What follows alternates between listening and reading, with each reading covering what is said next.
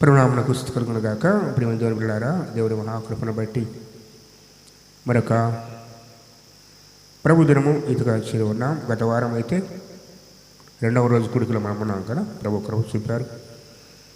ఆయన చూపిన మహాకనికను బట్టి ప్రభువును స్తుతిస్తూ కనపరుస్తూ ఉన్నాను. అనేక రీతులుగా ప్రభు సహాయం చేసి అన్ని విషయాల కృపను చూపాడు కాబట్టి మరి ఆయన మహిమార్థమై కొడుకులు జరిగాయి. ప్రార్థన చేయడానికి అందుకు ఆచరిస్తూ ఉన్నాను. ఈ వాక్యమైన పిదప రిపోర్ట్ ఇస్తాను. ఎలా జరిగింది, ఎంత ఖర్చు అయింది, ఎవరెంత సహాయం చేశాడో కూడా వివరంగా జ్ఞాపకం చేస్తాను. ప్రభువును స్తుతిద్దాం. వాక్యాన్ని విడదాం. దయతో హెబ్రీ పత్రిక 10వ అధ్యాయం. పౌలు గారు హెబ్రీకు రాస్తూ ఈ హెబ్రీ పత్రిక అంతా కూడా క్రీస్తు ప్రభువారిని హెచ్చించే పత్రిక. అందరికన్నా గొప్పవాడు, అందరికన్నా గొప్పవాడు. మోషే కన్నా, అహరోను కన్నా, దేవదూతల కన్నా, ఇలా మన ప్రధాన యాజకుడైన ప్రాముఖ్యంగా చెప్తూ వచ్చారు. ఈ 10వ అధ్యాయానికి వచ్చేసరికి ఈరోజు మన ధ్యానం ఏంటంటే ప్రాముఖ్యమైన 31వ వచనము. జీవము గల దేవుని చేతిలో పరుట భయంకరము. ఎవరి చేతిలో? జీవము గల దేవుని చేతిలో పరుట భయంకరం. దాని ముందుగా వివరణ ఇచ్చుకుంటూ వచ్చాడు. ఏంటది? మనము సత్యమును గూర్చి అనుభవ జ్ఞానము పొందిన తరువాత, అనగా సత్యమేంటో తెలుసుకొని క్రీస్తు ప్రభువాన్ని అంగీకరించి మరో మనసు పొంది రక్షణ పొంది సంఘ క్రమములో ఎదుగుతూ ఆయన శిష్యులముగాను ఆయనకి ఇష్టముగాను ఆయనలో నడుస్తున్నాం మనము. దాన్నే పలుగారు చక్కని మాట్లాడు. సత్యమును గూర్చిన అనుభవ జ్ఞానం. సత్యం అంటే ఏంటి వాస్తవానికి? అన్నాడు పిలాతు అడిగాడు, అమ్మ ఫ్యాన్లు తిరుగుతా ఉన్నాయి అమ్మ, ఒకటి 4 ఫ్యాన్లు పెట్టాము, ఈ గాలి రావట్లే నీకు? సరే కూర్చో, ఫ్యాన్ కన్నా కూర్చో, చేసుకోండి. సత్యమును గూర్చిన అనుభవ జ్ఞానం. అనుభవ జ్ఞానం అంటే అర్థం ఏంటి? అనుభవ జ్ఞానం అంటే ఎరిగి తెలుసుకోవడం. ఎవరో చెప్తే వినటం కాదు, ఎవరో చెప్తే నమ్మటం కాదు, మనకు మనంగా తెలుసుకోవటం. అందుకే పేతురు గారు పదే పదే జ్ఞాపకం చేస్తారు, ప్రభువు దయాళుడని మీరు రుచి చూచి తెలుసుకోవాలి. ఎవరో చెప్తే వినటం కాదు, ప్రభువు దయాళుడని మనం రుచి చూడ, మన అనుభవ జ్ఞానం అది. అనగా ఇదిగో ఆయన ఎటువంటి వాడో, ఆయన ప్రేమ, ఆయన దయ, కనికరము, ఆయన చూపిన గొప్ప కార్యములు మనం అనుభవించాము కాబట్టి మనం చెప్పగలుగుతున్నాం. సాక్ష్యం అంటే ఏంటి? ఎవరి జీవితాల్లో చేసి చెప్పడం కాదు, మన జీవితాల్లో ఆయన చేసిన మేళ్ళు. వాస్తవానికి సాక్ష్యాన్ని గురించి అనేక రీతులుగా దైవజనులు బోధిస్తూ ఉంటారు. వాస్తవం అది ఏంటంటే, ఒకప్పుడు సాక్ష్యం అంటే ప్రభువు అందించిన కొత్తల్లో నేను పాపిని, నేను దౌర్భాగ్యుడిని, ప్రభువుని కనిపించాడు, నాకు రక్షణ భాగ్యం ఇచ్చాడు అని చెప్పేది సాక్ష్యం. పాప శాప భారం చాలా తప్పించాడు, జీవనంగా దొంగమించేలా లేపాడు, చదువు సాక్ష్యం. ఈరోజు సాక్ష్యాలు ఎలా ఉంటాయి? తలనొప్పి తగ్గింది, కాళ్ళు నొప్పులు తగ్గాయి, ప్రభువు సహాయం చేశాడు, ఈ కార్యం చేసిన తప్పితే మన అనుభవ జ్ఞానము అనగా ప్రభువును తెలుసుకొని ఆయన ఏమై ఉన్నాడో, ఆయన నీ కొరకు నా కొరకు ఏం చేశాడో చెప్పేవారు లేనే లేరు కదా. అంతెందుకు బాప్తిసం అని అడుగుతున్నాం. ఎందుకు ప్రభువును అంగీకరిస్తున్నావు? నీకెందుకు బాప్తిసం అంటే ఒక్క మాటలో ఏం చెప్తారు చెప్పండి? సింపుల్గా నాకు తోచింది, నాకు అనిపించింది, ప్రభు దగ్గర పోవడం మార్గం తెలిసినట్టు తప్పితే ఎలా ప్రభువును తెలుసుకున్నావో, ఎలా సంధించాడో, ఏ వాక్యం ద్వారా మాట్లాడాడో, ఏ వాక్యం ద్వారా పట్టబడ్డావో గుర్తుండదు. ఈరోజు అదే కదా క్రైస్తవ సంఘాల గొప్ప లోటు. ఎందుకు మనము కాసేపు దేవుడు కాసేపు లోకము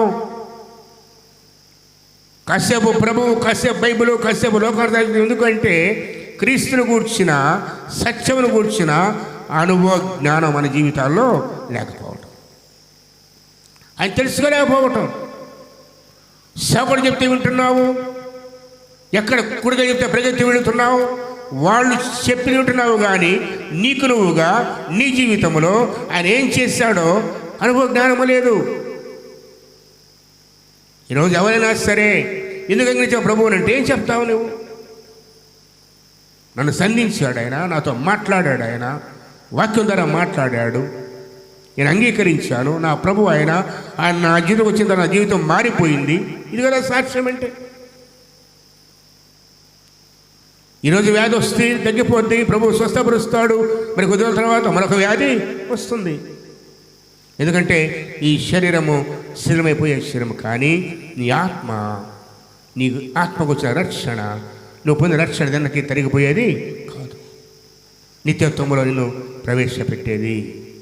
అందుకే వాక్యమును చూడటంతో మనము సత్యమును గూర్చిన అనుభవ జ్ఞానము పొందిన తరువాత, అనగా ప్రభువును రుచి చూచి, ప్రభువును గుర్తిరిగి, ఆయన రక్షకుడని, ఆయన మాత్రమే రక్షకుడని, ఆయన విశ్వసిస్తేనే రక్షణని, ఆయన ద్వారా నిత్య జీవితాన్ని గుర్తిరిగిన తర్వాత, అనగా క్రీస్తు ప్రభువును నీ వ్యక్తిగతంగా తెలుసుకున్న తర్వాత, వ్యక్తిగతంగా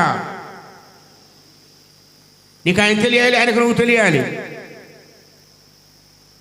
ఆయన ఎవరో నీకు పూర్తిగా తెలియాలి, ఆయన అర్థం చేసుకోవాలి, ఆయనతో సహవాసం కావాలి, ఆయనతో మాట్లాడే జీవితం కావాలి, ఆయనతో నడిచే జీవితం కావాలి.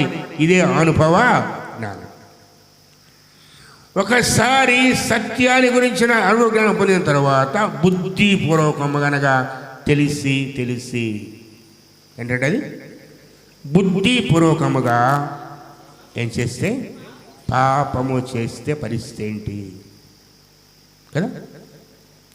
యేసు క్రీస్తును అంగీకరించావు, రక్షణ పొందావు, సాక్ష్యం చెప్పావు, బాప్తిసం తీసుకున్నావు, 10 మంది ఒప్పుకున్నావు. తరువాత బుద్ధిపూర్వకముగా తెలిసి పాపం చేస్తే పరిస్థితి తెలుసా? తర్వాత ఎవరైనా తెలుసా?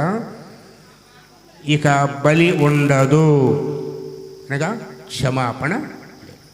మరి ఏముందంట దానికి? న్యాయపు తీర్పునకు భయముతో ఎదురు చూచుట. ఏంటంట? న్యాయపు తీర్పునకు. న్యాయపు తీర్పు అంటే నీతిగా న్యాయపై తీర్చే తీర్పు. గమనించండి రైతు. అందుకే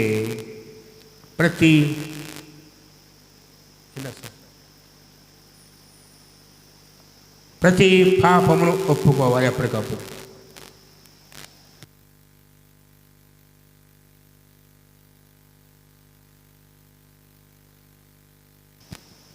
ప్రతి పాపమును ఎప్పటికప్పుడు హృదయ శుద్ధి చేసుకోవాలి, ఒప్పుకోవాలి, పశ్చాత్తపడాలి. ప్రభువా కనికరించు, ఇక పాపము జోలికి పోను అని సరిచేయబడకపోతే భయముతో దేవుని తీర్పు కొరకు ఎదురు చూడాల్సిందే కదా. మాకు చెప్పే మాట చూడ ఒకసారి.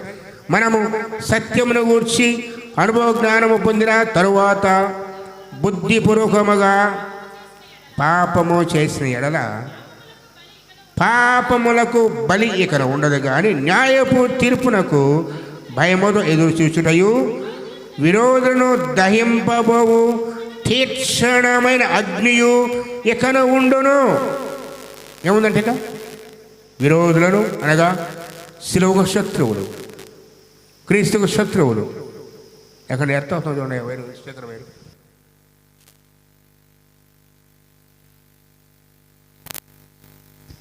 ఆ ఛానల్ బాక్స్ కట్ చేయి, యాంప్లిఫైర్ కట్ చేయి, వేరు యాంప్లిఫైర్లో తగ్గించి పూర్తిగా ఆ బాక్స్ బీ ఛానల్ కట్ చేయి, ఆ పేరు. సత్యమును గూర్చిన అనుభవ జ్ఞానం పొందిన తర్వాత బుద్ధిపూర్వకముగా పాపము చేసిన ఎడల పాపముగా బలి ఉండదు, కానీ న్యాయపు తీర్పునకు భయము ఎదురు చూచుటయు విరోధులను దహింపబోవు తీక్షణమైన అగ్నియు ఇకను ఉండును. కాబట్టి వాస్తవానికి పాత్రలు చెప్పుకుంటూ వస్తున్నాడు. ఎవడైనా సరే మోషే ధర్మశాస్త్రమును నిరాకరించిన ఎడల 2-3 సాక్షుల మాట మీద కనికరింపకుండా వాని చంపించుదురు కదా. శ్రేంగిరాపే 2-3 సాక్షులు. దేనికంటాడా మాట 2-3 అందుకే ప్రభువుని చేసేటప్పుడు కూడాను 2-3 సాక్షుల్ని అబద్ధ సాక్షుల్ని వెతుక్కున్నారు. ఒక్కని మాట మీద మాట చేయడానికి వీలు లేదు. అది మోషే ధర్మశాస్త్రం. తల్లిదండ్రులను దూషించినా, హత్య చేసినా, మరణకరమైన పాపమై చేసినా కూడా వాని మీద 2-3 నేరం మోపాలి. నేరం మోపిన తర్వాత ఆ నేరము నిరూపింపబడిన తర్వాత వానికి మరణశిక్ష విధించబడుతుంది. అది పాత నిబంధనలో, అది ధర్మశాస్త్ర ప్రకారముగా ఇవ్వబడిన తీర్పులు. మరి క్రొత్త నిబంధనలో మనం చేసే పాపం ఏంటి? చూడ వాక్యం ఉంటుంది. తర్వాత ఇట్లుండగా దేవుని కుమారుని అనగా ప్రభు అయిన యేసుక్రీస్తును ఎలాగా పాదములతో త్రొక్కి తాను పరిశుద్ధపరచుటకు సాధనమైన నిబంధన రక్తమును అపవిత్రమైనదిగా ఎంచి, ఏ రక్తాన్ని? నిబంధన రక్తం. ప్రభు అంటాడు, ఇదిగో అనేక నిబంధన రక్తము, కొత్త నిబంధన రక్తము. శిలువలో క్రీస్తు ప్రభువారు కార్చిన ఆ నిబంధన రక్తమును అపవిత్రమైనదిగా ఎంచి, ఎలా ఎంచుతారంట? అందుకే బల్లను సమీపించేటప్పుడు నువ్వు బల దగ్గర రాలంటే అర్థం ఏంటి? నువ్వు అపవిత్రుడు కాదు, ఆ రక్తం అవుతామని నువ్వు భావిస్తున్నావు. అర్థమైందా? నీకు బాగోలేదు అనుకోండి, ఆరోగ్యం బాగలేదు, డాక్టర్ గారు ఒక మందు ఇచ్చాడు. రోగం ఎవరికి? మనకి. ఔషధంలో ఏముంది? స్వస్థత ఉంది. అది తీసుకుంటే బ్రతుకుతావు. పాపులు మనము, అయోగ్యులు మనము, అపవిత్రులు మనము తీసుకోకుండా క్రీస్తు రక్తాన్ని అపవిత్రమైనదిగా భావిస్తున్నాం. ఇది అక్కడ చెప్తున్నాడు. అక్కడ అందుకే విశ్వాసి అన్నాడు క్రీస్తు ప్రభువారి బల్లకు దూరం ప్రాణం పోయిన అత్యవసర పరిస్థితి తప్పితే, మన బ్రతుకులో ఉంటే తప్పితే, వీలు కాక ప్రాణం ఉండేది తప్పితే, పలానా రోజు బల్ల అంటే సిద్ధపడి, ఎందుకు?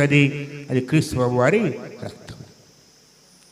దాన్ని త్రోసి వేసామంటే ఇక్కడ వాక్యం చూడడానికి ఏముంటుందో, ఆయన పాదములతో త్రొక్కి తాను పరిశుద్ధపరచబడుటకు సాధనమైన నిబంధన రక్తమును అపవిత్రముగా ఎంచి కృపకు మూలముగు ఆత్మను తిరస్కరించిన వాడు ఎంత ఎక్కువైన దండనకు పాత్రుడెంచబడునో మీకు తోచును. ఆలోచిస్తున్నాడా? 2-3 నోట ఒక నేరాన్ని మోపితే మరణశిక్ష కదా. క్రీస్తు ప్రభువాని పాదములతో త్రొక్కి ఆ నిబంధన రక్తమును అపవిత్రముగా ఎంచి ఆత్మదేవుని నిరాకరిస్తే అంతకంటే ఎంతో కఠినమైన దండననే వాక్యం జ్ఞాపకం. అందుకంటాడు, జీవము గల దేవుని చేతిలో పడుట భయంకరం. ఎవరి చేతిలో అంటే మనం క్రీస్తు ప్రభువారికి వ్యతిరేకంగా, పరిశుద్ధాత్మ దేవుని వ్యతిరేకంగా, దేవుని వ్యతిరేకంగా చేసే ప్రతి పాపం కూడా దేవుడు చూస్తున్నాడు. దాని గురించి లెక్క అడిగేవాడుగా గమనించాడు. మనకరమైన పాపాలు ఉన్నాయి, మనం కారణ కాని పాపాలు ఉన్నాయి. ఈ మనకరమైన పాపాల్లో ప్రాముఖ్యమైనది ప్రభువును త్రోసివేయటం. ఇదే హెబ్రీ పత్రికలో 6వ అధ్యాయానికి వెళితే ఓ మాట జ్ఞాపకం చేస్తాను. చూడండి ఒక్కసారి. 6వ అధ్యాయము 3వ వచనం, 6 మొదటి చూడండి. కాబట్టి అమ్మా మీరు అనుకుంటున్నారు విశ్వాసం అంటే ఎవరో తెలుసా? బైబిల్ పట్టుకొని ప్రార్థనకు వచ్చి పాట పాడి ప్రార్థన చేసిపోయేవాడు కాదు. దేవుని దృష్టిలో విశ్వాసి లేదు భక్తుడు అంటే ఎవరంటే నిర్జీవ అంటే జీవము లేని క్రియ. జీవము లేని అర్థం ఏంటి? పనికిరాని పనులు, పనికిరాని మాటలు, ఉపయోగం లేనివి. ఒకవేళ ఆకలి వేస్తుంది అనుకోండి, పుట్టు తింటేమని దొరికిద్దా నీకు? శక్తి వస్తా రాదు కదా. ఏం తినాలి? ఆహారం ఏది యోగ్యమో అది తినాలి. పొట్టు తింటే, అందుకే ఆ తప్పిన కుమారుడు పనులు తినే పొట్టుతో కడుపు నింపుకొని ఆశపడ్డాడు. కానీ ఎవడు వాడికి ఏమి అది శక్తి తింటూ ఉండేవాడు. అప్పుడు తండ్రి గుర్తొచ్చాడు. వాక్యం ఉంటుంది, నిర్జీవ క్రియలు విడిచిపెట్టి మారు మనసు పొందే ముందు ఏం చేయాలి? మారు మనసు పొందే ముందు ఏం చేయాలి? ఏ క్రియలు? ఇది లేకుండా మారు మనస్సు బాప్తిస్మం అన్నామంటే ఉపయోగం లేదు. నిజ క్రియలంటే దేవునికి సంబంధము కాని వ్యర్థమైనవి, వాటి వల్ల నీకేమాత్రము ఉపయోగము లేనివి, నీ ఆత్మకంత మాత్రం ఉపయోగము లేనివి నిజ క్రియలు విడిచిపెట్టి మారు మనసు పొందుతాయో దేవుని అందరి నిశ్వాసము, బోధ, నిక్షేపణము, మృత పొందాము, నిత్యమైన తీర్పు పుణ్యమల్ల వేయక క్రీస్తు గురించి మూలభేషమని సంపూర్ణమగుటకు సాగిపోదము. ఏం చేయాలంట? సంపూర్ణము కావాలి, సాగిపోవాలంటూ దేవుడు సెలవిచ్చిన ఎడల మనం అలాగో చేయదము. ఒకసారి వెలిగింపబడి, అంటే ఎవరు వెలిగించేది? ఎవరు వెలిగించేది? ప్రభువే. ఒకసారి వెలిగింపబడి, ఏ వరం అది? ఈలోక సంబంధం కాదు, పరలోక సంబంధమైన వరమును రుచి చూచి దేనిలో పాలువారయ్యారు? పరిశుద్ధాత్మలో పాలివారై దేవుని వాక్యం, ఇది దివ్యవాక్యమును రాబోయే యుగ సంబంధ శక్తుల ప్రభావాన్ని అనుభవించిన తరువాత ఏం చేశారంట? తప్పిపోయిన వారు ఏమేం చేశారు? నిజం విడిచిపెట్టారు, మనసు పొందారు, బాప్తిసం తీసుకున్నారు, ఎదిగారు, వెలిగింపబడ్డారు. కానీ పరలోక వారు రుచి చూచారు, పరిశుద్ధాత్మలో పాలివారయ్యారు, దివ్యవాక్యాన్ని రాబోయే యుగ సంబంధం అనగా రెండవ రాకడ క్రీస్తు రాజ్యం యొక్క శక్తుల ప్రభావం అనుభవించి కూడా తప్పిపోతే, అనగా ప్రభువును పూర్తిగా ఎరిగి ఉండి కూడా తప్పిపోతే, తమ విషయంలో దేవుని కుమారుని మరలా సిలువ వేయచ్చు. ఎవరిని? ప్రభువు. ఏం చేస్తామంట? మరలా సిలువ వేస్తూ బహాటముగా ఆయనను అవమానపరచిన వాటి వారిని నూతన పరచుట అసాధ్యం. ఇదే బుద్ధిపూర్వకముగా పాపం. అందుకే జీవముల దేవుని చేతిలో పడుట భయంకరము. ఏ స్థితిలో దేవుడు కోప్పడతాడు? మనం చేరిన 10వ అధ్యాయంలో వాక్యం ఉంది కదా. ఏం చెప్పిన వాక్యం చూడదేతో? న్యాయపు తీర్పు, దహింపబో తీక్షణమైన అగ్ని. న్యాయపు తీర్పు, దహించబోయే దేవుని అగ్ని. ఎవరికది? ఇప్పుడు ఏ రీతులుగా మనం బుద్ధిపరంగా పాపం చేస్తాం? తెలిసి మనం తప్పిపోయేది ఎక్కడ? కొద్ది అంశాలు జ్ఞానం చేస్తాం. మొట్టమొదటిగా సంఖ్యాకాండము కేడదేతో తెలిసి మనం చేసే సులువాచుకుని పెట్టే పాపాలు ఉన్నాయి కొన్ని. ఒకటి సంఖ్యాకాండము 11వ అధ్యాయము 1-3 వచనం. సంఖ్యాకాండము 11:3. జనులు దీని గురించమ్మా ఆయాసమును గూర్చి సనుగుచుండగా అది యెహోవాకు వినబడెను. యెహోవా వారిని వినినప్పుడు ఆయన కోపము రగులు కొనెను. మళ్ళీ అగ్ని, న్యాయపగ్ని. యెహోవా అగ్ని వాళ్ళ రగులు కొని చాలు. తెలిసి తెలిసి చేసే పాపాల్లో మొట్టమొదటిది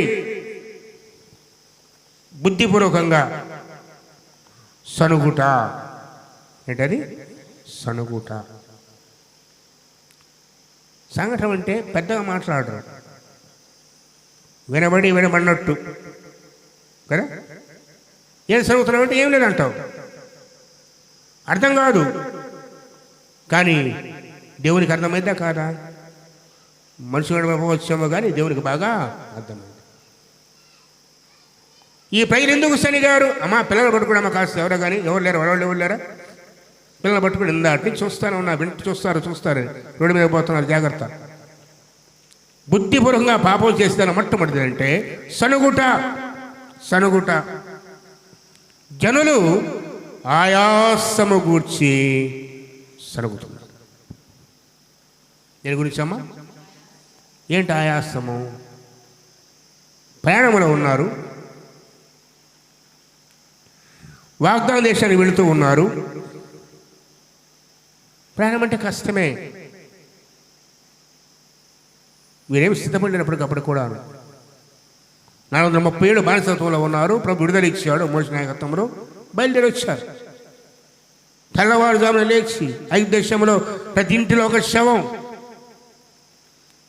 గగ్గోలు పెడుతుంది. ఐగుప్తు దేశము ఫరో మొదలుకొని తిరగలు వేసిన దాని యొక్క బిడ్డ కూడా ప్రతి జ్యేష్ఠకు మడ చచ్చిపోయాడు. శవముల ఇల్లు లేదు. అలాంటి స్థితిలో త్వరపెట్టబడ్డారు, తరమబడ్డారు.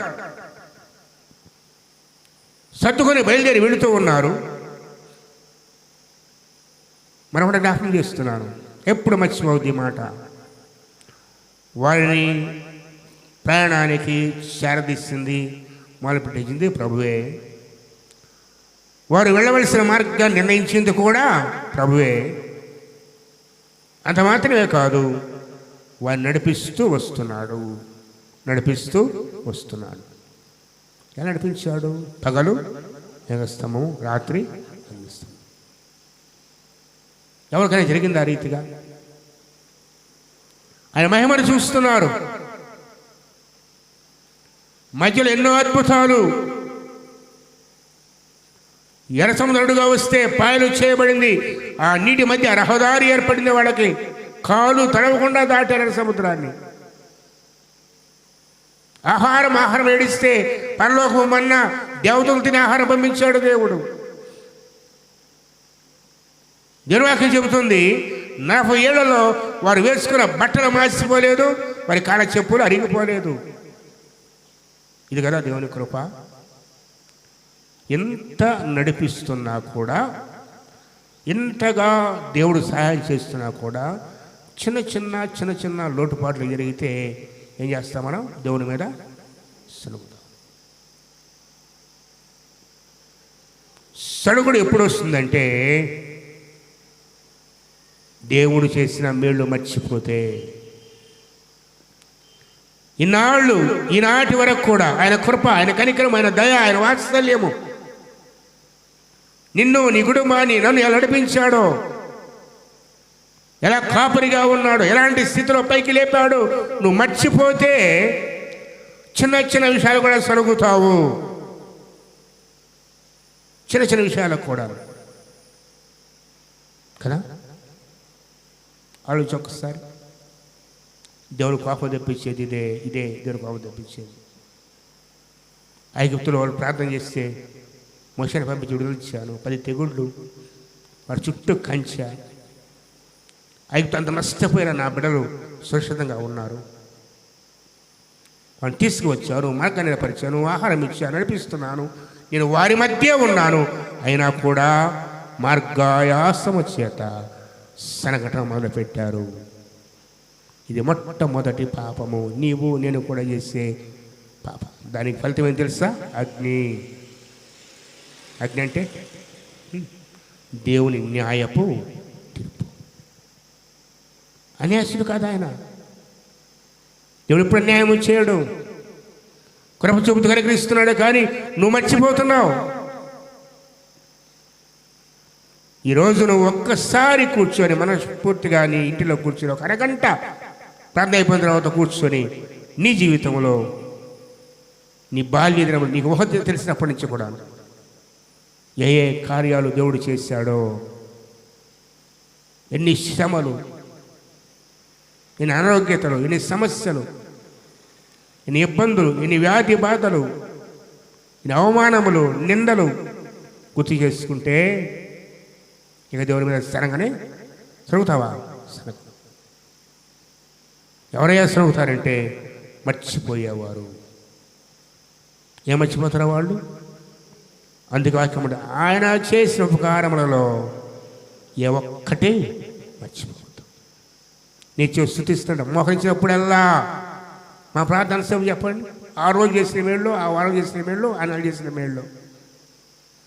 నువ్వు మోకరిస్తే నిజమైన స్తుతి నీ నోట ఉంటే దావీదు అంటాడు చూడండి, ఆయన మొదటి ప్రతిసారి, అయ్యా నా కొండ నీవే, నా కోట, నా ఆశ్రయదుర్గము నీవే. చివరికి చనిపోయే క్షణంలో కూడా దావీదు సౌలు చేతులు ఎలా విడిపించాడు గుర్తు చేసుకొని స్తుతిస్తూ ఉన్నాడు 40 ఏళ్ల క్రితం కదా. ఎప్పుడు మర్చిపోలేదు దావీదు. అందుకే దావీదుకు నా హృదయానుసారుడు అనే పేరు దేవుడు ఇచ్చాడు. స్తుతి చేయుట ఎవరికి? యథార్థవంతులు. ఎవరు యథార్థవంతులు? దేవుడి పట్ల, ఆయన చేసే మేళ పట్ల గుర్తైన వాళ్లకు అది కృప, అది దేవుడిచ్చిన, అది శ్రేయస్కరము, శుభస్కరం. అది మొట్టమొదటి పాపం అగ్నికి తీసుకొచ్చేది మనల్ని సనగటం. ఈరోజు ప్రేమతో జ్ఞాపకం చేస్తున్నా, నేను నా జీవితాల్లో ఇన్ని మేళ్ళు దేవుడు చేసినా కూడా మర్చిపోయావా? చిన్న చిన్న సమస్యల గురించి సరుగుతూ ఉన్నావా? ఆయన మీద గొడుగుతూ ఉన్నావా? ఆయన నిందిస్తూ ఉన్నావా? ఆయన దూరం అయిపోతూ ఉన్నావా? సరి చేయబడాలి ఈ రోజున. దేని కోపం తెప్పించేది? ఇశ్రాయేలు సన్నిధికి ఏం చేసిన చూడక్కడ జనులు ఆయాసముకు వచ్చి సరుగుచుండగా అది యెహోవాకు సనగడం చెప్పాను. సనగడం అంటే ఏంది? మనసులోనే అర్థమవుతుందా మాట్లాడే సరుగుళ్ళు కదా. ఏం సరుగుతున్నామంటే ఏమంటారు? ఏమి లేదంటారు. కానీ ఎవరు వింటున్నారు తెలుసా? యెహోవాకు. మన ప్రతి సణుగుడు ఎవరు వింటున్నారమ్మా? దేవుడు వింటున్నాడు. మర్చిపోవద్దు. మన ప్రతి సణుగు దేవుడు వింటున్నాడు. దానికి ఆయన న్యాయం. కోపం వస్తుంది ఆయనకి, కోపం వస్తుంది. మనుషులు వింటే కోపడతారు, ఏం లేదంటావు. కానీ విన్నా దేవునికి జవాబు చెప్తావు?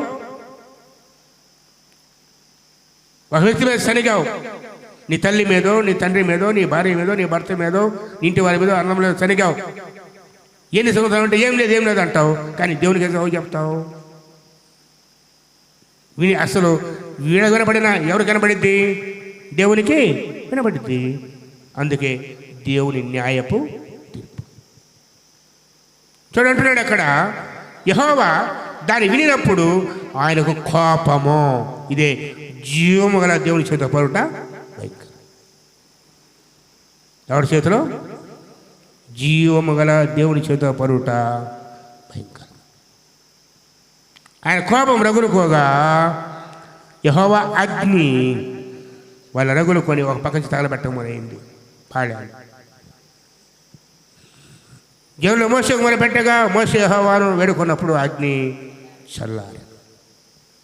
జ్ఞాపం చేస్తున్నా, నీ సరుగుడు ద్వారా, నీ గొరుగుడు ద్వారా శాపము కానీ అగ్ని కానీ మొదలైందా, అది చల్లారాలి అంటే ఏకైక మార్గము ప్రభువుకి మొరపెట్టు. ప్రభువా క్షమించు, అంతే కదా. ప్రభువా క్షమించు. నీవిన్ని మేళ్ళు చేసినా కూడా నా జీవితంలో, నీవిన్ని కార్యము చేసినా కూడా మర్చిపోయి, ఇదిగో ఈ చిన్న విషయంలో నీ మీద శనిగాను, కోపడ్డాను, ప్రభువా నన్ను క్షమించు. దాని ఫలితమే ఇది. గుర్తిస్తాను కూడా శనిగినప్పుడు వెంటనే వచ్చి ఆ జవాబు దేవుని కోపాన్ని గుర్తిరిగితే సరిచేయబడితే చాలు, అంటే తగలబడిపోతాం, నసిబుగా అయిపోతాం. సనుగుడు గొప్ప పాపం. అది వచ్చినది కనపడేది కానీ దేవునికి రోషం తెప్పించే కోపం. దేవునికి రోషం వస్తుంది తెలుసా? నేను పోషిస్తుంటే, నేను కాపాడుతుంటే, నేను భద్రపరుస్తుంటే, ఈ యోగ్యత లేనప్పటికీ నేను ఎన్నుకొని వాడుకుంటూ ఉంటే నా మీద స్నేహితే కోపం రాదు ఆయనకి? ఖచ్చితంగా కోపం వస్తుంది. యోగ్యత నాలో లేదు. మనం ఏ పాటి వారం? మంటి వారం. నన్ను బలపరిచి, ఆరోగ్యం ఇచ్చి, ఆహారం ఇచ్చి, పోషిస్తూ, నడిపిస్తూ ఆయన సాక్షిగా బ్రతకమంటే నువ్వు శనిగితే కోపం రాదా దేవునికి? అదే మనం అన్నమాట, ఏం చేశాడు దేవుడు? ఏం చేయాలి నీకోసం? ఇంకా ఆయన ప్రాణం ఇచ్చాడు. అందుకే ఆయన వచ్చిన అనుభవం జ్ఞానం ఉంటే నువ్వు శనగనే శనగవు. రెండవదిగా చూద్దాం. మనం చేసే దేవుని కోపం తెప్పించే దేవుని చేతబడే రెండవ పాపం. 2వ సమూయేలు గ్రంథము 6వ అధ్యాయము. 2వ సమూయేలు గ్రంథము 6వ అధ్యాయం 6వ అధ్యాయము మొదటి నుంచి. తర్వాత దావీదు ఇశ్రాయేలులో 30,000 మంది శూరులను సమకూర్చుకొని, దేనికంట? దేవుడు మనసు ఎవరు కావాలి? యాజకులు కావాల్సి ఉంటే శూరులు, యుద్ధానికి పోయేవాళ్ళు శూరులు. అర్థమైందా? ఇక అంశం ఏంటంటే, దేవుడు ఆజ్ఞాపించని దానిని, వినండి జాగ్రత్తగా, దేవుడు ఆజ్ఞాపించని దానిని మన సొంత జ్ఞానముతో చేస్తే దేవుని కోపం రగులుతుంది. మొట్టమొదటిది సణుగుడు. రెండవది దేవుడు ఆజ్ఞాపించని దానిని మన సొంత జ్ఞానంతో చేస్తే దేవుడు కోపం వస్తుంది. 30,000 మంది శూరులు ఏర్పాటు చేశాడు. బయలుదేరి కెరూబుల మధ్య నివసించు సైన్యముల అధిపతి యెహోవాను తన నామం పెట్టబడిన దేవుని మనస్సును అచ్చటి నుండి తీసుకుని వచ్చుటకై తన వారందరితో కూడా బయల యెహూదా నుండి ప్రయాణమయ్యను. వారు దేవుని మందస్సమును క్రొత్త బండి మీద ఎక్కించి గిబియాలో ఉన్న అబినాబు యొక్క ఇంట్లో నుండి తీసుకుని రాగా, అబినాబు కుమారుడు ఉజ్జాయును అహ్యోయును ఆ కొత్త బండి తోలిది. దేవుని మందస్సం ఆ బండిని గిబియాలోని అబినాదాబు ఇంటి నుండి తీసుకుని రాగా, అహ్యో దాని ముందర నడిచారు. దావీదు విషయాలందరూ సంరక్షపు కరతో చేయబడిన నానా విధములైన సితారాలు, స్వరములను, తమ్ములను, మృదంగములను, పెద్ద తాళములను వాయించచ్చు వ్యవస్థ నాట్యమాడుచుండని. వారు నాకోను కళ్ళము దగ్గర వచ్చినప్పుడు ఎడ్లకు కాలు జారినందున ఉజ్జా చెయ్యి చాపి దేవుని మనసును పట్టుకొనగా యెహోవా కోపం ఉజ్జా మీద రగులుకొనెను. అతడు చేసిన తప్పును బట్టి యెహోవా ఆ క్షణమందే అతను మొత్తగా అక్కడే దేవుని మనసును పడి చనిపోయాను. ఎందుకు వచ్చి దేవుని కోపం? దేవుని పనేగా, నేను తప్పేం చేయలేదే. నేను చెప్పాను, దేవుడు ఆజ్ఞాపించిన దానిని తన సొంత జ్ఞానం చేత చేసి దేవుని కోపం వస్తుంది. మళ్ళీ చెప్తున్నాను, దేవుని మాలు ఎప్పుడు మారవు కదా. భూమి ఆకాశం గతిస్తాయేమో కానీ ఆయన మాటలో ఒక సున్నైనా పొలైన తప్పు పోదు. అందుకే ఈ గ్రంథాన్ని చదివేటప్పుడు, బోధించేటప్పుడు ఏమి కలపకూడదు, ఏమీ తీసివేయ. ప్రకటన తీయడం ఒక్కసారి, ప్రకటనకి వెళ్దాం ఒక్కసారి, కుమార్ చదువు ముందుకు వెళ్దాం. చివరిలో ఒక హెచ్చరిక ఉంటాడు చూడదయతో. ఈ గ్రంథం అంటే ప్రకటనే కాదు, బైబిల్ గ్రంథం అంతటి మీద ఈ గ్రంథం అందాలి. ప్రవచన వాక్యములను విని ప్రతి వానికి నేను సాక్ష్యం ఇచ్చినదేమనగా, ఎవడైనను దీనితో మరి ఏదైనా కలిపిన ఎడల ఈ గ్రంథములో రాయబడిన తెగుళ్ళు దేవుడు వారికి కలుగు చేయను. ఎవడైనను వాక్యములలో దేనినైనా తీసివేసిన ఎడల దేవుడు ఈ గ్రంథం రాయబడిన జ్యోతిష్యములోను పరిశుద్ధపట్నంలోను అంటే నిత్యత్వాన్ని చారడు. అందుకే సేవకులు, బోధించేవారు, పరిచయం చేసేవారు భయభక్తులతో చేయాలి. ఒక్క మాట మన సొంతంగా ఉపయోగించామా ఏమైపోద్దాం. జాగ్రత్త అని ప్రభు అంటాడు, పౌరుగా అంటాడు, మీరు అనేకులు బోధకులు కాకుండుడి. ఎందుకు? దేవుడు తిరుపతి. ఈరోజు ఎన్ని బోధలు కదా, వాక్యాన్ని పక్కన పెట్టి వాక్యాన్ని దూరం అయిపోయి వాడి పరిస్థితి ఇదే. అని కలిపావా తెగుళ్ళు, తీసేసావా జవర్షములోను పట్టణంలో వారి స్థానం. ఎంత కఠిన తీర్పు కదా. దావీదుకు బాగా తెలుసు, మా ధర్మశాస్త్రం తెలుసు కదా దావీదుకి. ధర్మశాస్త్రం అంటే అప్పుడు ఇన్ని పుస్తకాలు లేవు, 5 పుస్తకాలు. ఏంటివి? మోషే రాసిన పంచకాండములు, ఆదికాండము, నిర్గమకాండము, లేవికాండం, సంఖ్యాకాండం. ఈ 5 కంటద దావీదుకి. ఆయన చెప్పాడు కదా, దేవరాత్రులు దాన్ని ధ్యానించేవాడు ఎన్నిసార్లు చెబుతుంది తన జీవితంలో. కానీ మందసాన్ని తీసుకురావటానికి దేవుని పద్ధతి బైబిల్లో ఉంది. మందస్థాన్ని యాజకులు మోయాలి, లేవీయులు మోయాలి. అది వారి బాధ్యత. బండి వెళ్ళటానికి లేదు, భుజాల మీద మోయాలి మందస్థాన్ని. 30,000 మంది సూర్యులు ఉంటే గొప్పడైపోతాడా? అది సూర్యులతో ఏం పని కదా? సూర్యులతో అంటే యుద్ధం చేసేవాడు వాడు. యుద్ధంతో ఏం పని? ప్రభు మందస్థానం దగ్గరికి దేవుని సన్నిధిలో సైనికులకి ఏం పని? ఎవరు ఉండాలి? యాజకులు ఉండాలి, లేవీయులు ఉండాలి, కీర్తన పడే వాళ్ళు ఉండాలి. మందిరాల్లో రాజకీయ నాయకులకి ఏం పని చెప్పండి? అధికారులకు ఏం పని? ఎవరు ఉండాలి? ఆడించే వాళ్ళు ఉండాలి, స్తుతించే వాళ్ళు ఉండాలి, గమనించే వాళ్ళు ఉండాలి. దావీదు చేస్తుంది అదే. 30,000 మంది సూర్యులు ఏం చేయడానికి? వాళ్ళు గొప్పలు చూపించుకోవడానిక? దానికి తోడుగా మందస్థాన్ని మోయకుండా క్రొత్త బండి. ఏంటది? క్రొత్త బండి. ఎక్కడ నుంచి నేర్చాడు ఇది? ఫిలిష్తీయులు చేసిన పని ఇది. ఎవరు చేశారమ్మా? ఫిలిష్తీయులు. హోఫ్ని వినాశులు చనిపోయారు, ఏలి చనిపోయాడు, మందసం పట్టబడింది. మందసాన్ని ఫిలిష్తీయుల దేశాన్ని తీసుకుపోతే ఆ దేవత దాగోరు దతుకుల్లో ఉంచితే దేవత తెల్లసరిగా బోర్లబడింది. 2వ రోజున తెల్లబడింది. దేవుడు ఫిలిష్తీయులు మొత్తి ఓ రహస్యస్థానంలో గడలు పుట్టిస్తే తట్టుకోలేక గగ్గోలు పెట్టారు. గడ్డలు ఒళ్ళంతా వాళ్ళకి. పందికొవ్వులు దేశాన్ని పాడు చేస్తున్నాయి. దేవుని తెగులు.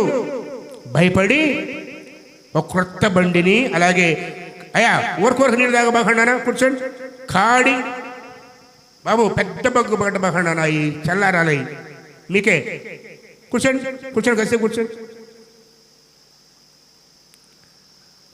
క్రొత్త బండి. ఎప్పుడు కాడి మోయని ఆవులు తీసుకొని, పాడి ఆవులు తీసుకొని మనసాన్ని పెట్టి వదిలేస్తే బెచ్చమిష మార్గం విడిపోతూ ఉంటే చూస్తూ ఆగిపోయాడు. ఇది మనసులో పడింది ఎవరికి? దావీదుకి. ఈరోజు మనం కూడా అంతేగా. ఎవరో ఒక పని చేస్తారు అనుకోండి, మనం కూడా ఇలాగే అది ఇంట్లో చేద్దాం కానీ దేవుడికి అడిగాలను. అర్థమైందా? నీ ఇంట్లో చేయి, ఏమండవు. దేవుని సన్నిధిలో దేవుని క్రమం అంటే ఒకటి ఉంది. దానికి ఏమాత్రం ప్రక్కకు పోయినా ఏంటంట? తెగులు, జీవనామంతో పేరు. అంత కఠినమైన దేవుడు మన దేవుడు. తన నామానికి అవమానం వస్తూ వచ్చిన వాడు కాదు. ఆయన స్తుతించాలి, కనపరచాలి. కొన్ని పద్ధతులు ఉన్నాయి. ఎక్కడో చూచి ఎక్కడో నేర్చుకొని అవి దేవుని మందిలో పెడితే ఒప్పుకోడు ఆయన. అది క్రమము కాదు. దావీదు గారు ఏం చేశారంటే దేవుడు హృదయానుసారుడే. ఎక్కడ తప్పు తెలుసా? ఫిలిష్తీయులు చూసి వాళ్ళు పడి మీద పెట్టారు కదా, మనం కొత్త పని చేద్దాం. వాక్యం ఏమైంది? హృదయంలో వాక్యం ఏమైంది? ఎన్నిసార్లు దేవుడి వాక్యాన్ని, కంఠత వాక్యం. దేవరాత్రులు ధ్యానించేవాడు. ఆయన ఆజ్ఞ తెలుసు. మనసు అంటే యాజకులు కావాలి, లేవీయులు కావాలి, వారి ముందు నవ్వాలి, బూరలు ఓదాలి, కీర్తనలు పాడాలి అని దావీదుకు తెలుసు. కానీ అన్యుల ఆచారాలు వచ్చేసాయి. కొత్తబడి తయారు చేయించాడు, ఇళ్ళు కట్టాడు, యోధుడు బండి తోలుతున్నాడు. 30,000 మంది యోధులు ముందు వెనకున్నారు. అయ్యగారు కూడా నాట్యం ఆడుతున్నాడు. కానీ పనికి రాలేదు కదా, దేవునికి అంగీకారం కాలేదు. ఎడ్లకు కాలు జారింది. ఎడ్లకు కాలు జారింది. ఎడ్లు కాలు జారితే ఏమైపోయి చెప్పండి? మనసు పక్కగా ఒరిగింది. పడిపోబోతుంటే తోలే చెయ్యి చాపి మందసాన్ని పట్టుకుని. ఒక మాట అడుగుతా, మంచి పని చెడ్డ పనా? మన దృష్టిలో మంచి పనే. మందస్సాన్ని కానీ ఉపకరణాలు కానీ లేవిలు తప్ప మరొకరు తాగడానికి లేదు. ఎవరాజ్ఞది? దేవుడు. ఉజ్జా సైనికుడు, వీరుడు, శూరుడు, అంతే. మనసులో నీకు పని లేదాడ. అయితే వేరుగా ఉన్నారు. దేవుడు ఏమిచ్చిన వాళ్ళు ఉన్నారు. అనేక వంశం ఉంది, అనేక కుటుంబం ఉంది. ఉజ్జా చెయ్యి చాపి పడిపోబోతున్న మనసాన్ని పట్టుకోగానే అక్కడే యెహోవా అతనిని మొత్తెను గనుక అక్కడే పడి చనిపోయాను. కారణం ఏంటి? ఇందా చెప్పాను, నాకు ముందే చెప్పాను మీకు. దేవుడు ఆజ్ఞాపించిన దానిని మన సొంత జ్ఞానంతో చేస్తే అది పాపం అవుతుంది. ఈరోజు అనేకులు మన జీవితాలు అంతే. దేవుడి చిత్తాన్ని వెతకకుండా, ప్రభువా ఇదిగో ఈ సమస్యలో, ఇదిగో నా జీవితంలో నీ చిత్తం బయలుపరచుతానని ప్రభువుని అడగకుండా, మన జ్ఞానము, మన శక్తి ఎవరేం చెప్తుంది నమ్మి లోకస్తుల మార్గాన మరి వెళ్ళిపోతూ ఉంటే ఆ శోధ ఎక్కడి నుంచి వస్తుంది? రాదు కదా. నేను జ్ఞాపకం చేస్తున్నాను, నీ జ్ఞానం పక్కన పెట్టేస్తాయి. దేవుడు కూడా మన జ్ఞానం పనికిరాదు.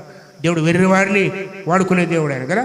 లోకంలో ఉన్న బలవంతులు సిగ్గుపరచడానికి బలహీన వాడుకుంటాడు, లోకంలో ఉన్న జ్ఞానులు సిగ్గుపరచడానికి వెర్రి వారిని దేవుడు వాడుకుంటాడు. ఆయన జ్ఞానం కావాలి, వాక్య జ్ఞానం కావాలి, అనుభవ జ్ఞానం కావాలి. లోకాచారాలు, లోక పద్ధతులు సంఘంలోనికి వచ్చాయా? విశ్వాసంలోనికి వచ్చాయా? క్రైస్తవ కుటుంబంలోనికి వచ్చాయా? జాగ్రత్త. ఏం జరుగుతుంది చెప్పండి? ఏం జరుగుతుంది?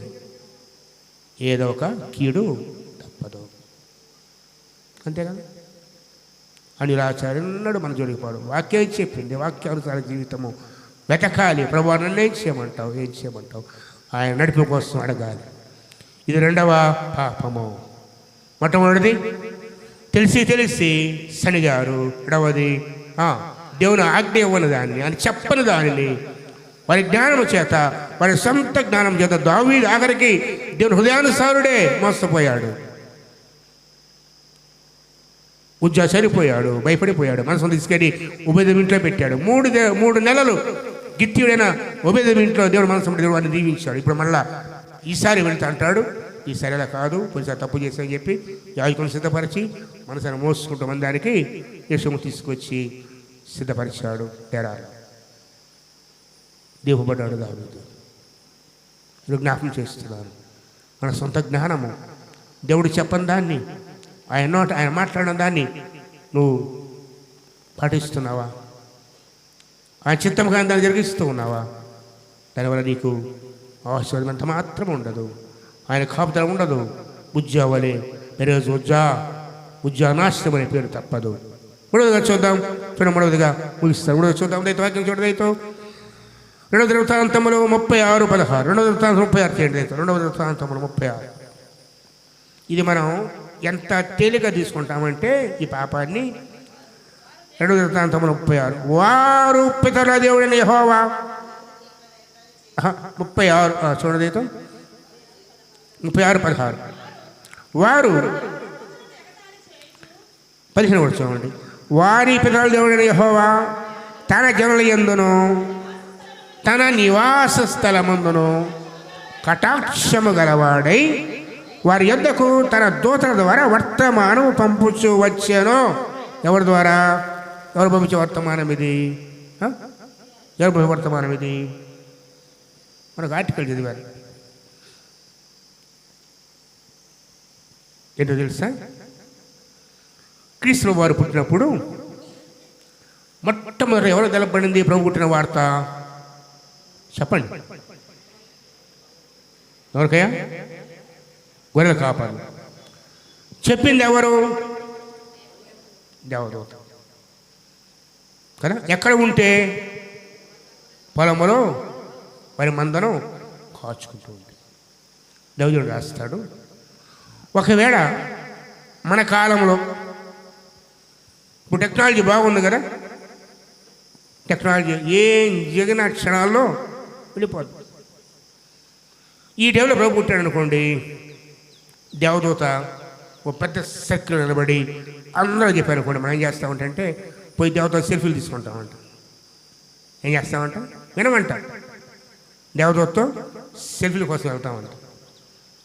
ఎప్పుడు రాడుగా దేవదూత, మనం చేసే పనులు. రక్షకుడు పుట్టాడు వాక్యం చెబుతుంటే పట్టించుకోం. ఆ తర్వాత ఎప్పుడో వస్తాడు ఈ దూత, 11 వచ్చాడు అని చెప్పి ఏం చేస్తాడు మా ఆయనతోటి? టీవీలో ప్రత్యక్ష ప్రసారం. ఇక జనం ఎగబడి వచ్చేస్తారు, టికెట్లు పెట్టేస్తారు, కౌంటర్లు పెట్టేస్తారు. ఒక వ్యాపారం. అంతేనా?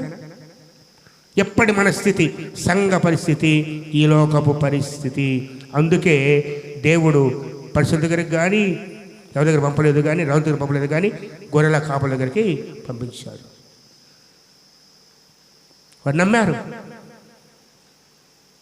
బయలుదేరి వచ్చారు, ప్రభువును చూశారు, సంతోషించారు, ధన్యత పొందుకున్నారు వాళ్ళు.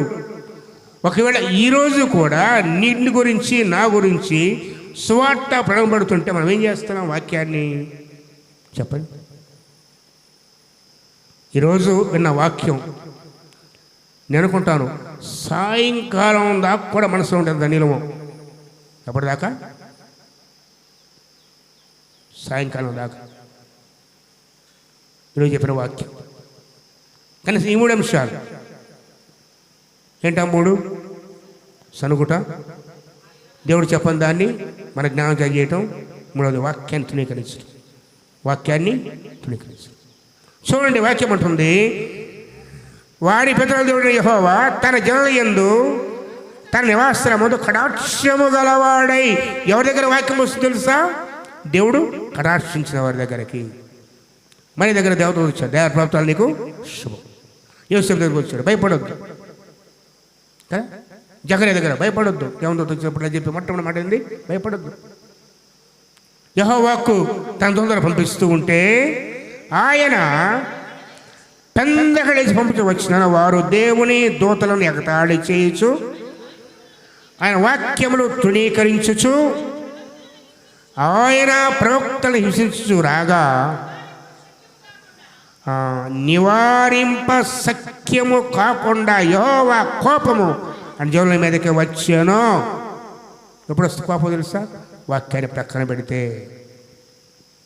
ఎన్నిసార్లు పెట్టిన వాక్యాన్ని మనం పక్కకి? చెప్పండి. ఈరోజు ఈ బైబిల్ ఇంటికి చేరిందంటే మళ్ళీ ఎప్పుడు చేతికి వస్తాయి? నీ మనసాక్షి నాకు చెప్పొద్దు, దేవుడు తెలుసు, నీకు నాకు తెలుసు. ఈరోజు ఆనందం పట్టుకొచ్చే చక్కగా తుడుచుకొని ఇంటికి పోయిందంటే మళ్ళీ ప్రార్థన మాత్రం పట్టుకొని వస్తావు మధ్యలో.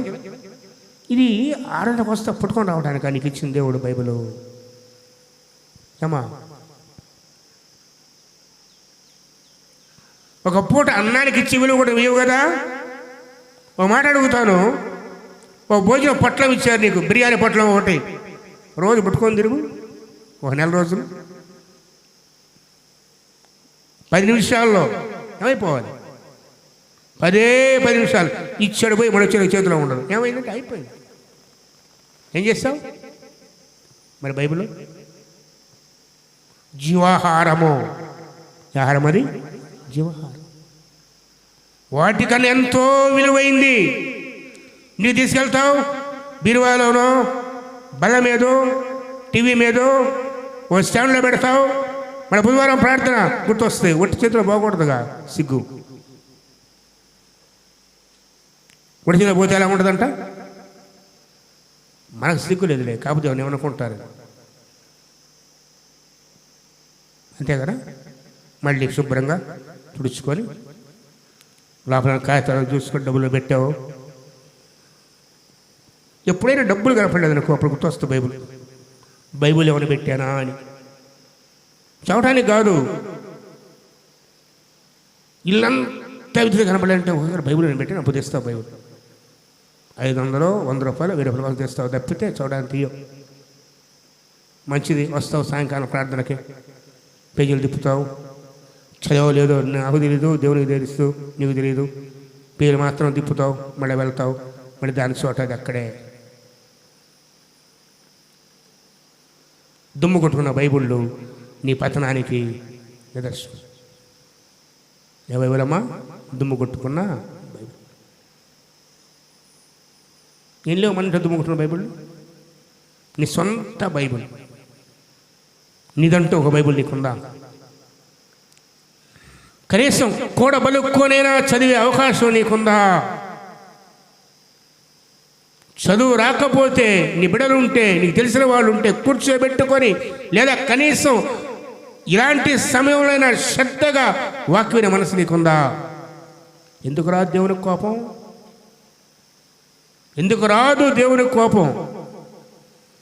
తన దూతలను పంపి పందెకడ లేచి తన ప్రజల పట్ల ప్రేమ కలిగి, తన మందిర పట్ల ప్రేమ కలిగి తన వాక్కును ప్రకటిస్తే, ఆ వాక్యాన్ని తిరస్కరిస్తే నివారింప శక్యము కాని కోపము ఎవరి మీద?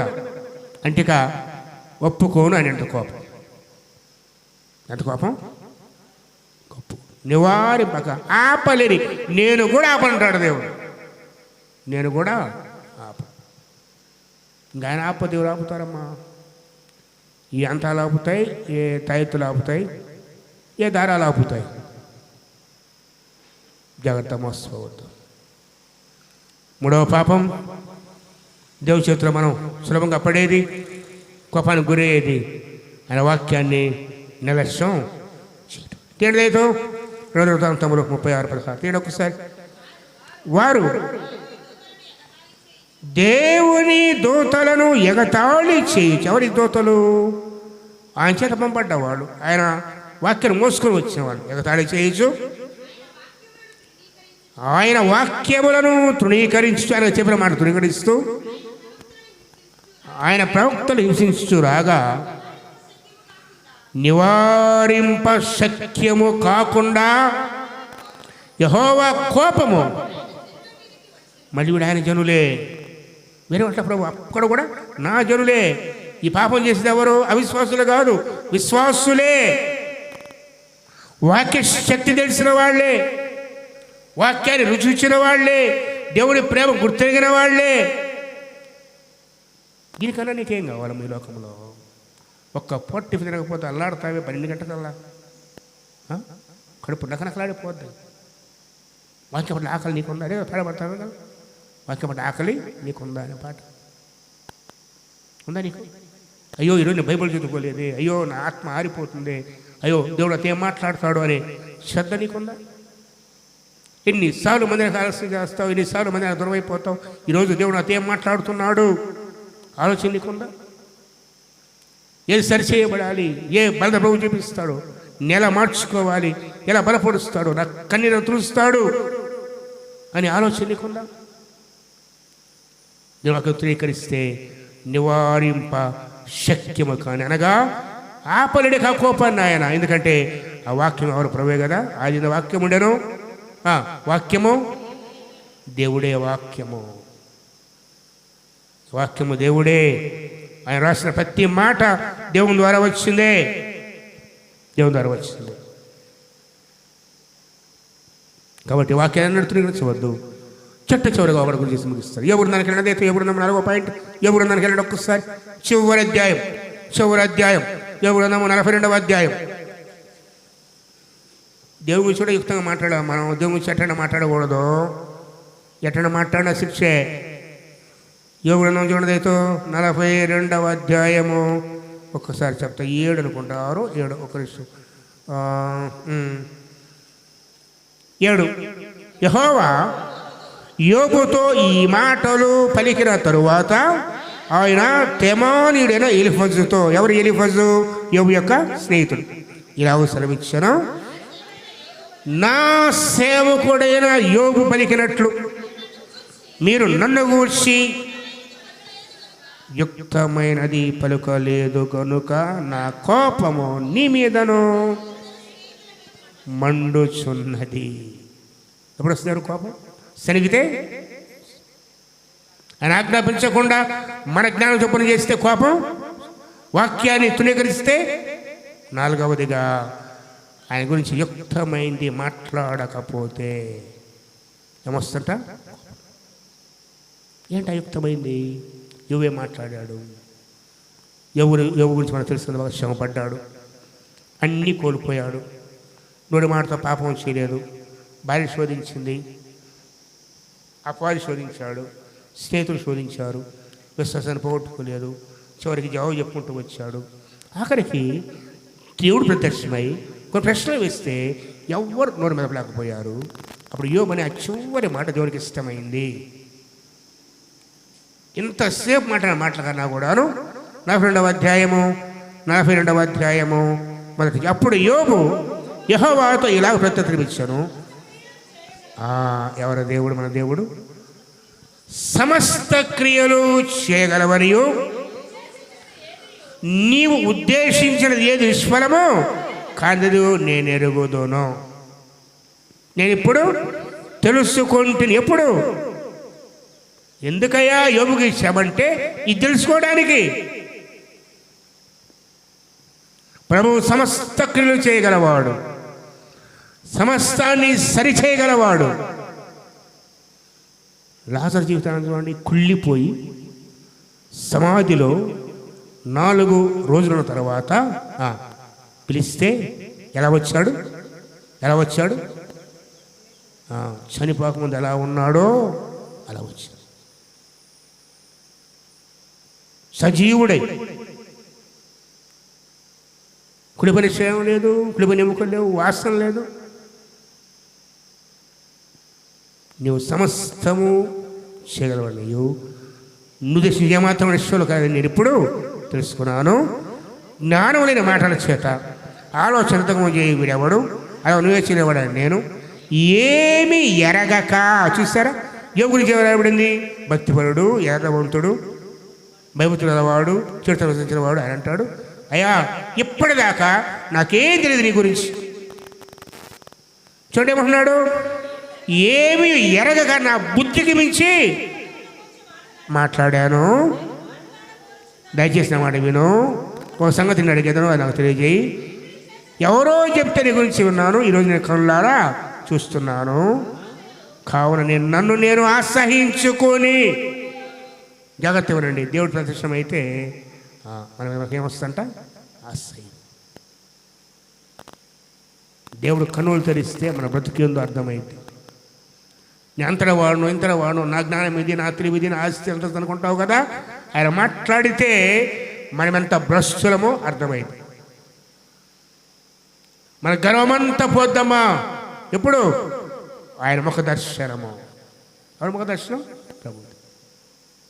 ప్రభువు చూసిన తర్వాత అంటున్నాడు, అయ్యా ఇప్పటిదాకా నా బుద్ధికి మించి మాట్లాడాను, బుద్ధి వాడగా మాట్లాడాను. అయ్యా మాట్లాడకుండా మాటలు నేను చూశాను కదా, నన్ను అసహించుకొని బుడిలో కూర్చొని పశ్చాత్తాప పడుతున్నాను.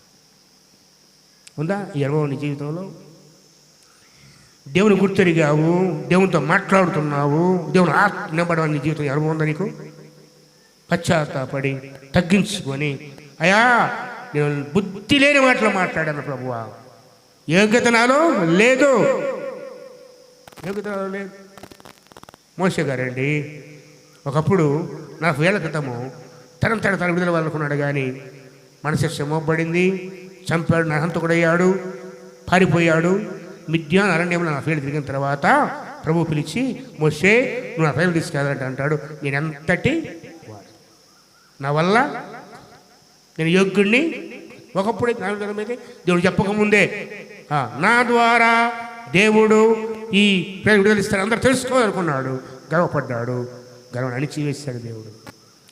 ఆ మండుచున్న 10 రోజులు ప్రత్యక్షమైన తర్వాత మోషేని వెళ్ళాలి, నా పిల్లల్ని పెంచాలంటే నా వల్ల ఏ యోగ్యత నాలో లేదు, నేను నత్తివాడిని. ఎందుకు వచ్చింది నత్తి? 40 ఏళ్ళు ఎవరితో మాట్లాడకుండా అరణ్యంలో మేకల వెంట తిరుగుతా, గొల్ల వెంట తిరుగుతా. ఒకప్పుడు బైబిల్ మాట సమస్త జ్ఞానాన్ని విద్య అభ్యసించిన వాడు మోషే. ఆయన వాడు అంటాడు, నేను నత్తివాడినయ్యా, నేను మాట్లాడటం మానేస్తాను అసలు. చూడండి ఎంత చక్కని మాటలు. దేవుడు ప్రత్యక్షమైతే మన బ్రతికి మీద అర్థమైంది, మన యంత్రం అర్థమైంది, మన జీవితం మీద అర్థమైద్ది. ఏమంటున్నాడు చూడండి, ఏమంటున్నాడు 2వ అధ్యాయంలో, కావున నన్ను నేను అసహించుకొని దుడిలోను బుడిగోల్చని పశ్చాత్తాపం అంటే. అప్పుడు అంటాడు ప్రభు, వాళ్ళ ముగ్గురిని పిలిచి 20 పిలిచి నువ్వు నీ ఇద్దరు స్నేహితులు యోగులాగా యుక్తమైంది మాట్లాడలేదు. ఏం మాట్లాడలేదు? అందుకే ప్రభు చెప్పాడు, 2 వ్యక్తులు ప్రార్థించడానికి దేవునికి వెళ్ళాడు. వాళ్ళు ఒకడు పరిసయ్యుడు, మరొకడు పరిసయ్యుడు ఏం చేశాడు? బుద్ధిని మాటలు మాట్లాడాడు కదా. ఏ మాటలు? యుక్తము కాని మాటలు. ఏమని? నా భక్తి ఇది ప్రభువా, నేను ఇవి చేస్తున్నాను, వీడి ద్వారా నేను భక్తుడుగా జీవిస్తున్నాను, ఉపవాసం ఉంటున్నాను, దక్షభాగం ఇస్తున్నాను, ఇదిగో ఈ సుంకర్లాగా లేను అని వెలితి చూపుతున్నాడు. ప్రభు నెట్టి వేశాడు పక్కకి. ఏ వ్యక్తి అయితే ఆకాశూచుడు కూడా కర్ణితన ధైర్యం చాలక రొమ్ము కొట్టుకుంటూ దేవా పాపి నేను కరుణించని ప్రార్థన చేశాడు, అతని నీతిమంతుడు ఎంచి జవాబిచ్చాడు. ఏది మన నీతి? అది మన భక్తి కాదు, మనం చేసే నీతి కార్యాలు కావు. మన నీతి కార్యములు దేవుడికి బురిగుడ్డలాగా ఉన్నాయి. మన పశ్చాత్తాపము, మన తగ్గింపు, ఆయన ముందు నువ్వెంత తగ్గించుకుంటావో అది నిజమైన భక్తి.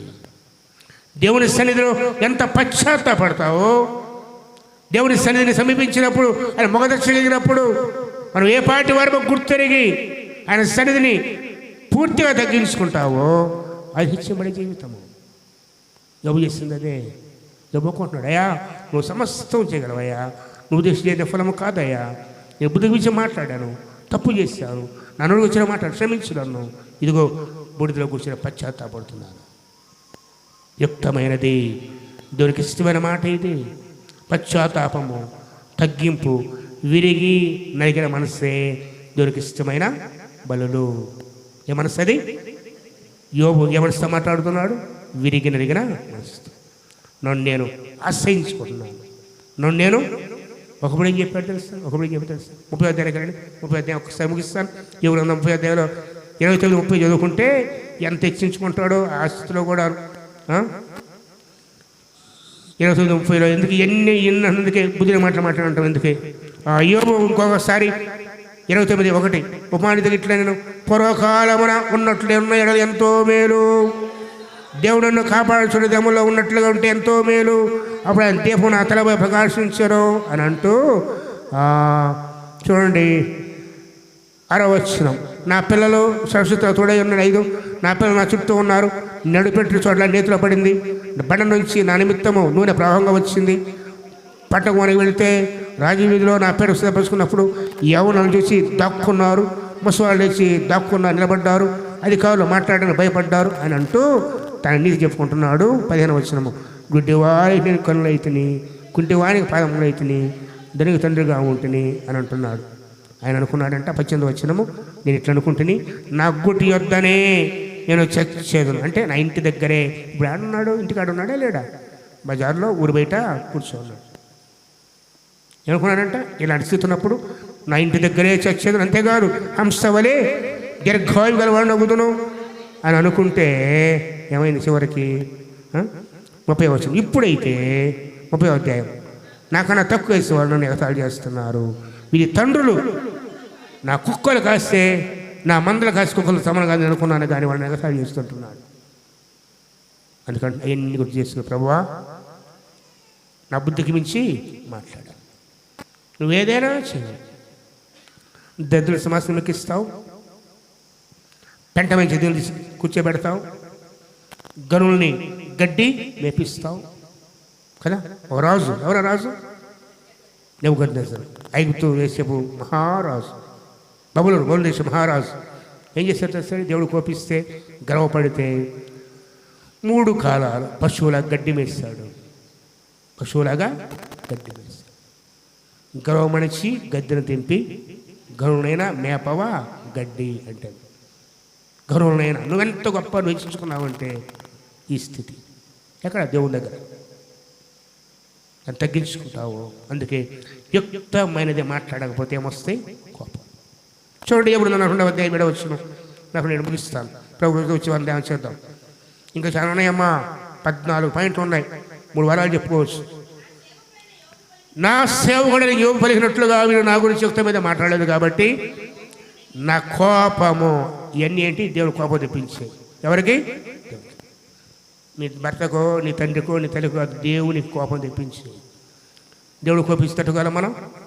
ఆయన కోపిస్తే మాట వారం మనం? ఆయన ఊపిరి తిరిగి తీసుకుంటే ఏమైపోతాం మనం?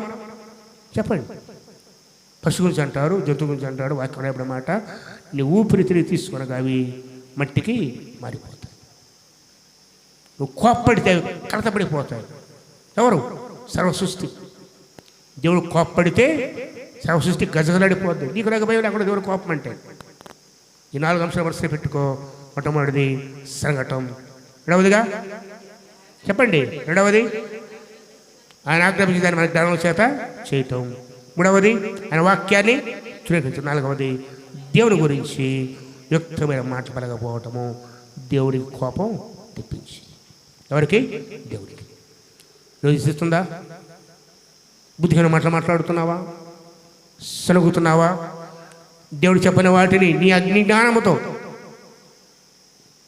చేస్తున్నావా? వాక్యాన్ని తునీకరిస్తున్నావా? జాగ్రత్త, ఆయన కోపాగ్ని మండుతుంది. కోపాగ్ని, ఈ కోపం తెప్పించే దేవుడికి. ఇదేమైనా పశ్చాత్తాపడి సరిచేయబడి క్రీస్తు ప్రభు ఇచ్చిన జ్ఞానము నువ్వు అంగీకరించి, నువ్వు అనుభవించి, నీ జీవితంలో అనుభవించి, ఆయన ప్రేమ రుచి చూచి తప్పిపోకుండా, పడిపోకుండా స్థిరంగా ప్రభు నిలబడు. ఏ స్థితి వచ్చినా తప్పిపోవద్దు, ఏ కష్టము చదివిన దూరం కావద్దు. ఆయన సమస్తము చేయగలడు, అసాధ్యమైనది ఏది కూడా లేదు. అట్టి నిరీక్షణతో ఈ 4 పాపాలు మనలో ఉంటే ఈ దినమందైనా పశ్చాత్తాపడి సరి చేయబడి, ప్రభువా నన్ను కడుగు, నన్ను క్షమించు ప్రభువా, నన్ను సరిచేయని ప్రభు చెప్తామని మాట్లాడుతూ, ప్రభు ఒక్కడు రక్షకుడు, మీరు తప్ప రక్షకుడు లేడు, మీరు తప్ప ఆధారం లేదు విశ్వసించి ఆయన కొనసాగుదాం. అట్టి కృపా పరిశుద్ధాత్మ దేవుడు నీకు నాకు మన దయచేయనుగాక. ప్రార్థన చేస్తున్నాం. తలంతో ప్రార్థించుకున్నాం.